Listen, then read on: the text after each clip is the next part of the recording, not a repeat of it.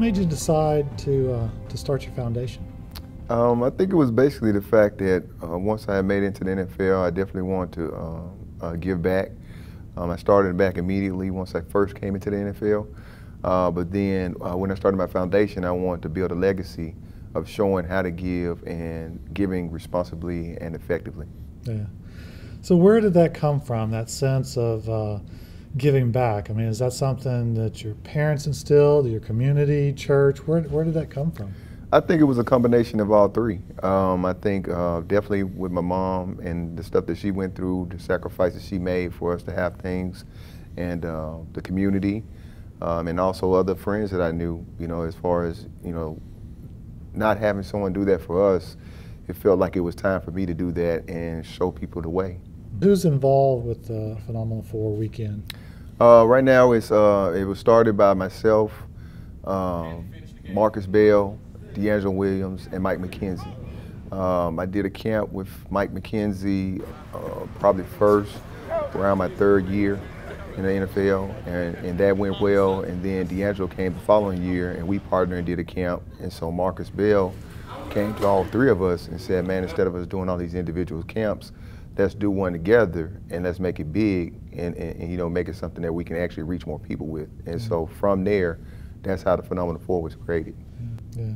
So what do you really hope to accomplish with this long weekend? I mean, what is the kind of the goal of what the camp's really targeting? I believe it's twofold. As I said, one is really targeting the fact that you have so much talent, and those talented kids are basically wasting it and not having the opportunity to go to college. Majority of the times when guys do interviews, they're always talking about, I'm not the best, I'm not the most talented guy. There's other guys from my neighborhood that were better athletes than me, but they never took the time to get their grades. So that's the big thing that we really emphasize in this camp is there's other things bigger than football.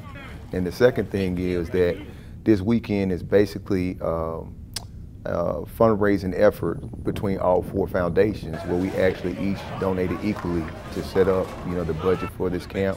And then whatever is made off the camp, we split it equally to support each of our foundations. Now you're focusing on high school kids, and have you found a lot of those kids really look to you guys being NFL players or former NFL players as role models? I think it's something that we have to accept. When you get this opportunity, these blessings to have this type of exposure and this influence over others, you have to use that gift responsibly.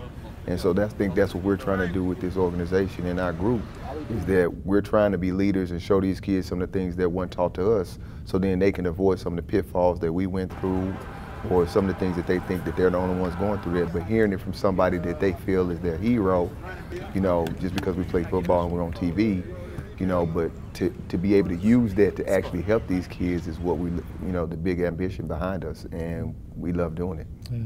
And I know in the first day you guys had police chief from Memphis come out and talk to the kids about using athletics to kind of stay away from gangs and drug and violence and all those things that are prominent in all the communities all across the nation.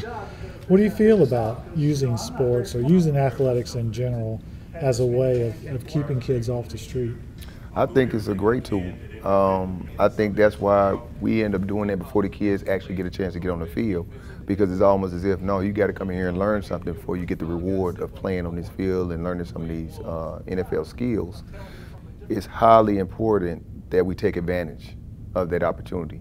And by using sports and using that to help promote kids and help encourage them to get their grades and have a backup plan, we were real honest with the kids, tell them that, it's less than 1% of the people that play high school football that actually make it to the NFL.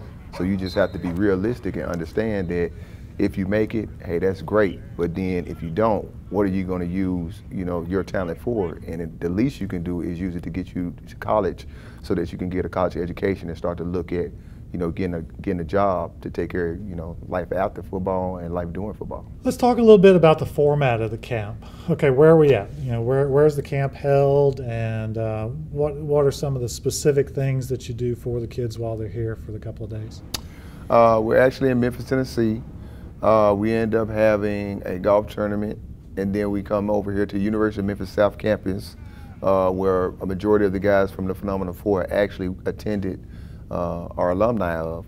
And then we also bring in coaches that actually played for the University of Memphis as well. So it's really tying this back to supporting our school and supporting our city.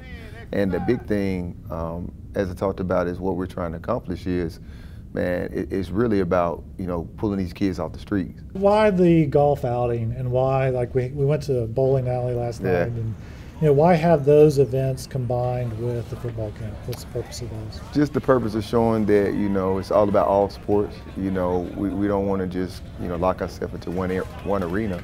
We want to, give people a different variety and show them that, these are different things that we can do, and we're all athletes. And, some guys have learned to play golf a lot faster than others. Some guys know how to play, bowl a lot better than others. And some guys can take the other game to the next level on the basketball court.